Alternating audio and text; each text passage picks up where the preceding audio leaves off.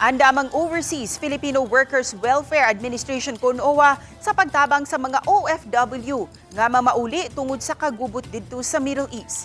Sa iranta ang hiniusang report nila Alan Domingo ug Nico Sereno. Naabtan sa Balitang Misdak ang pamilya sa duha ka nagsuon nga tuig karon nanimpalad sa Qatar nga miadto sa bahatan sa OWA. Matod ni Esmeralda Alfajardo nga nabalaka siya sa duha niya ka mga anak nga nanimpad karon sa Qatar tungod sa sitwasyon didto sa tuatungang sidlakan. Nakikistorya siya sa OWA Regional Director Rinaldo Hakalan kinsa mipasalig nga gihimo sa gamhanan ang tanan aron maprotehian ang mga OFW. Gikulbaan man apan masaligon ang inahan nga luwas ang iyang mga anak kinsa kanunay usab nag-update kaniya sa ilang kahimtang. Ang pag-ampo lang gid mo atong saligan. Itong advice lang nato, same advice sa mga OFW sa naa dito karon sa gawas, kanang careful lang pod no kung why importante kayong lakaw, magstay lang sa asa sila nagpuyo. Nasaran gikan sa OWA nga ang pamilyang Alfajardo pa lang ang niadto sa ilang buhatan. Gitugan ni Hakalan nga ugaling dunay mga OFW ang muuli. Adun na sila repatriation team nga gi-assign sa airport aron mosugat kanila ug atimanon usab ang mga pamilya. Mohatag usab ang OWA og 20,000 pesos nga financial assistance sa mga mamauli sa nasod. Ang atong opisina naaramang gyud no kung unsay mga problema sa pamilya or sa OFW nga di sila ka contact no. So pwede ra gyud sila mo bisita magpatabang nato.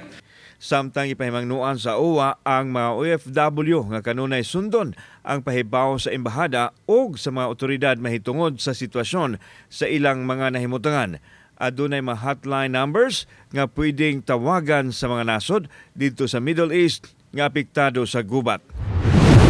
Sa Mandaue City, usa kining epekto sa nahitabo sa Middle East karon nga natuki sa sesyon sa konseho. Gipaagi og resolusyon ang auhag sa konseho nga pangandaman sa LGU ug galing dunay repatriation o pagpapauli sa mga overseas Filipino workers. Gipanawagan ang pagpakig-alayon sa mga national agencies ug paghanay og plano. I'm very sure the national government is also doing that in preparation for the forced repatriation.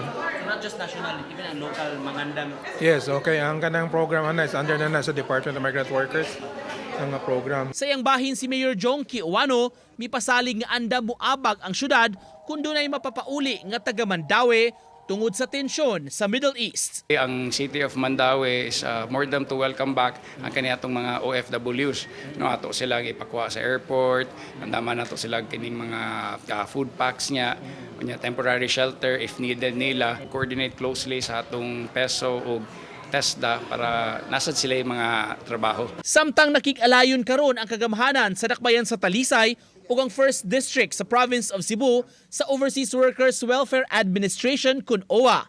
Gusto nilang masayran kung aduna bay talisaynon o sa mga dapit sa unang distrito sa lalawigan nga apektado karon sa Middle East conflict. Nitanaw mi sa Facebook page ni OWA para makakuha mig details kung naay mo duol na mo naay details from OWA na pwede na mo matawag or pwede na mo makontak. Karon sad ang office ni Rhea ug sa diri sa Talisay ni coordinate sa gyud ni OWA para maghimog mechanism para kung naay manuol na mo kubaw gani mi unsay buhaton. Ako si Alan Domingo. Ako si Nico Sereno. Balitang Bisdak.